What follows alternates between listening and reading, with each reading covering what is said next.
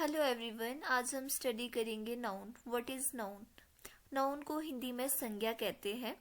A noun is a word that names a person, place, thing, animal और idea.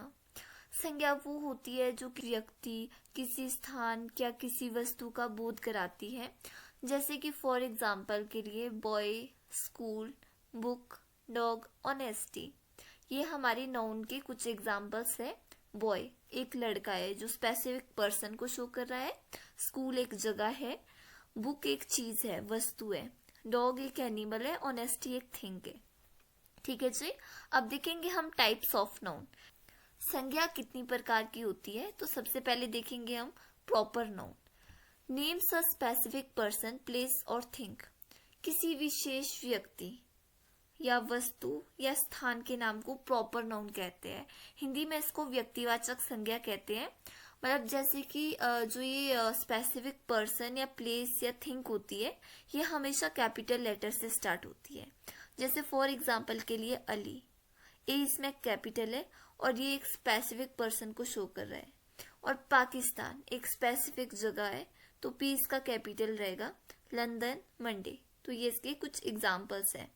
तो second पे आता है हमारा कॉमन नाउन, जिसको कि हम जातिवाचक संज्ञा कहते हैं।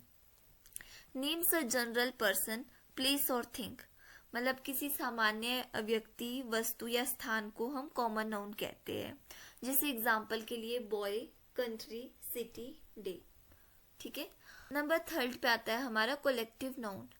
Names a group of people and things. Collective noun वो होता है जो किसी व्यक्ति या किसी चीज के एक ग्रुप को हम एक कलेक्टिव नाउन कहते हैं। फॉर एग्जाम्पल के लिए टीम।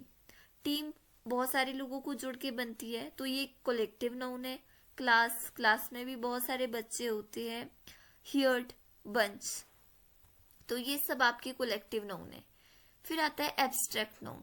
एब्स्ट्रैक्ट नाउन को हिंदी में भाववाचक संज्ञा कहते हैं। नेम्स, आइडियाज, क्वालिटीज और feelings that can not be seen और टच्ड।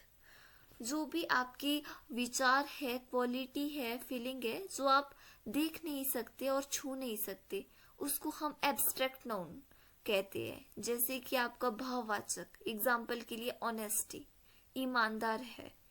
लव, प्यार, ब्रेवली, हैप्पीनेस, ये आपके जो है ये आपके एब्स्ट्रैक्ट नाउन है। फिर आता है हमारा कंक्रीट नाउन, ठोस संज्ञा। Names, things that can be seen और टच्ड।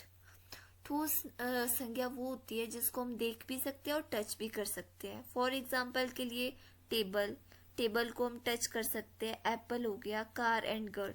ठीक है जी। फिर आता है हमारा मटेरियल नाउन, पदार्थवाचक संज्ञा। नेम्स, सब्सटेंस और materials from which things are made. जो भी कोई मटेरियल है या कोई पदार्थ है उस चीज से बनी है, उसको हम मटेरियल नाउन कहते हैं। जैसे कि फॉर एग्जाम्पल के लिए गोल्ड, वाटर, वुड, कॉटन। फिर आता है काउंटेबल नाउन।